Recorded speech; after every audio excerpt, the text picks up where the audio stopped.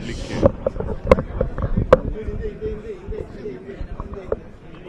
ಆ ಸಮಿತಿ ಅಧ್ಯಕ್ಷ ನಾನು.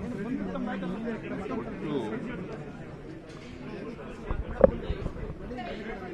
ಈ ಕೇಂದ್ರ ಪುರಸ್ಕೃತ ಯೋಜನೆಗಳು ಸುಮಾರು 67 ಯೋಜನೆಗಳಿದ್ದಾವೆ.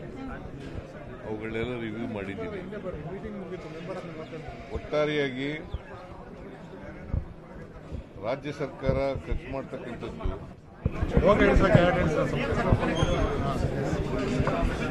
ಒಟ್ಟು ಕೇಂದ್ರ ಸರ್ಕಾರ ಮತ್ತು ರಾಜ್ಯ ಸರ್ಕಾರ ಈ ಸೆಂಟ್ರಲಿ ಸ್ಪಾನ್ಸರ್ಡ್ ಸ್ಕೀಮ್ ಅಂತಂದರೆ ಕೇಂದ್ರ ಸರ್ಕಾರನೂ ದುಡ್ಡಿರ್ತದೆ, ರಾಜ್ಯ ಸರ್ಕಾರದ್ದು ದುಡ್ಡಿರ್ತದೆ.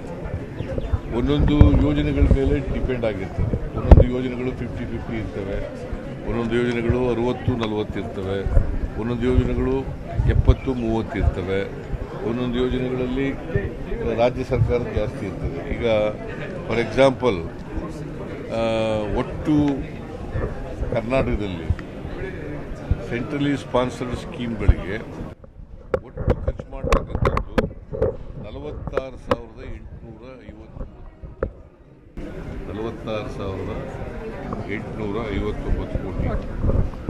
ಕೇಂದ್ರ ಸರ್ಕಾರ ಖರ್ಚು ಮಾಡತಕ್ಕಂಥದ್ದು 22,758 ಕೋಟಿ. ಕೇಂದ್ರ ಸರ್ಕಾರದಿಂದ ಬರ್ತಕ್ಕಂಥದ್ದು 22,758 ಕೋಟಿ. ರಾಜ್ಯ ಸರ್ಕಾರದಿಂದ ಬರ್ತಕ್ಕಂಥದ್ದು ಅದರಲ್ಲಿ 22,758 ಕೋಟಿ ರೂಪಾಯಿನಲ್ಲಿ 24-25ರಲ್ಲಿ 18,562 ಕೋಟಿ ರೂಪಾಯಿ ಮಾತ್ರ ಬಂದಿದೆ. ಇನ್ನೂ 4,000 ಚಿಲ್ಲರೆ ಕೋಟಿ ಬರಲಿಲ್ಲ.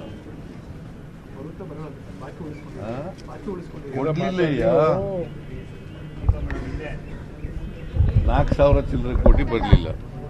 ಈ 46,000 ಕೋಟಿನಲ್ಲಿ ಕೇಂದ್ರ ಸರ್ಕಾರದಿಂದ ಬರ್ತಕ್ಕಂಥದ್ದು 22,000 ಕೋಟಿ. ಅಂದರೆ ಇನ್ನು 24,000 ಕೋಟಿ ರಾಜ್ಯ ಸರ್ಕಾರ ಖರ್ಚು ಮಾಡಿದೆ. 24,000 ಕೋಟಿ ರಾಜ್ಯ ಸರ್ಕಾರ, 22,000 ಚಿಲ್ಲರೆ ಕೋಟಿ ಕೇಂದ್ರ ಸರ್ಕಾರ. ಅಂದರೆ ಸೆಂಟ್ರಲಿ ಸ್ಪಾನ್ಸರ್ಡ್ ಸ್ಕೀಮ್ಗಳಲ್ಲಿ ರಾಜ್ಯ ಸರ್ಕಾರನೇ ಜಾಸ್ತಿ ಖರ್ಚು ಮಾಡ್ತಾರೆ. ಖರ್ಚಾಗಿರ್ತಕ್ಕಂಥದ್ದು ಒಟ್ಟು ಖರ್ಚಾಗಿರ್ತಕ್ಕಂಥದ್ದು 83%. ನಾನು ಅದಕ್ಕೆ ಅಧಿಕಾರಿಗಳಿಗೆ ಹೇಳಿದ್ದೀನಿ, ಮುಂದಿನ ಈ ವರ್ಷದಿಂದ ಅಂದರೆ 25-26ರಿಂದ ಈ ವರ್ಷದಿಂದ 100% ಖರ್ಚು ಮಾಡಬೇಕು ಅಂತ ಹೇಳಿದ್ದೀನಿ. 83%.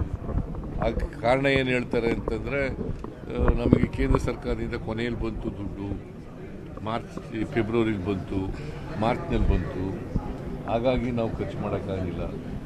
ಮಾರ್ಚ್ನಲ್ಲಿ ಬಂದದ್ದು ಲ್ಯಾಬ್ಸ್ ಏನಾಗಲ್ಲ. ಆ ದುಡ್ಡು ಬಂದ ದುಡ್ಡನ್ನು ಈ ವರ್ಷ ಓಪನಿಂಗ್ ಬ್ಯಾಲೆನ್ಸ್ನಲ್ಲಿ ಇಟ್ಕೊಂಡು ಖರ್ಚು ಮಾಡ್ತೀವಿ.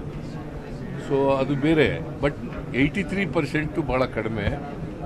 83%ನ್ನು 100% ಆಗಿ ಖರ್ಚು ಮಾಡಬೇಕು. ಕೇಂದ್ರ ಸರ್ಕಾರಕ್ಕೂ ಪತ್ರ ಬರೀಬೇಕು, ಕೂಡಲೇ ಬಿಡುಗಡೆ ಮಾಡಿ ಅಂತ. ಮತ್ತು ಇಲ್ಲಿರ್ತಂಥ ಮೆಂಬರ್ಗಳಿಗೂ ಕೂಡ ಹೇಳಿದ್ದೀನಿ.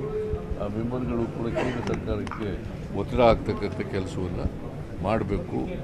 MP ಗಳಿಗೆ ನಾನು ಎಲ್ರಿಗೂ ಪತ್ರ ಬರೆದಿದ್ದೀನಿ. ಎಲ್ಲ MP ಗಳಿಗೆ,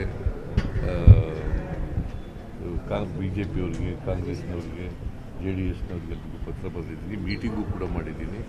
ನಾನು ಕೇಂದ್ರ ಸರ್ಕಾರದ ಪ್ರಧಾನಮಂತ್ರಿಗಳನ್ನೂ ಭೇಟಿ ಮಾಡಿದ್ದೀನಿ, ಅಮಿತ್ ಶಾನೂ ಭೇಟಿ ಮಾಡಿದ್ದೀನಿ, ಮತ್ತು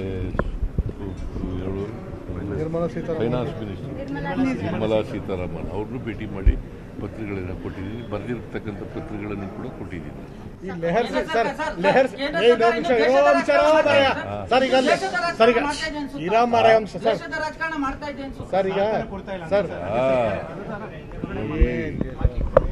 ನಾನು ಈಗ ರಾಜಕೀಯ ಮಾತಾಡಕ್ಕೆ ಹೋಗಲ್ಲ.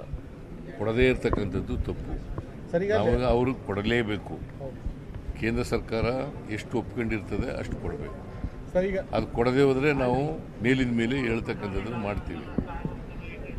ಗೊತ್ತಾಯ್ತಾ? ಸೊ ದಿಶಾ ಕಮಿಟಿಲಿರುವಂಥ ಮೆಂಬರ್ಗಳು ಅವ್ರು ಯಾರು ಸಹ ಮೋದಿಯವರು ಇರ್ಬೋದು, ಕೇಂದ್ರ ಸಚಿವರ ವಿರುದ್ಧವಾಗಿ ಮಾತಾಡೋಷ್ಟು ಶಕ್ತಿ ಇರುವಂಥ ಮೆಂಬರ್ಗಳು ಯಾರಿಲ್ಲ. ಅಂಥವ್ರನ್ನ ನೀವು ಅಪಾಯಿಂಟ್ಮೆಂಟ್ ಮಾಡಿದಾರ ಸರ್ ದಿಶಾ ಕಮಿಟಿ? ನಾನಲ್ಲ, ಅವರೇ ಲೆಹರ್ ಸಿಂಗ್ ಅವರು ಇರ್ಬೋದು.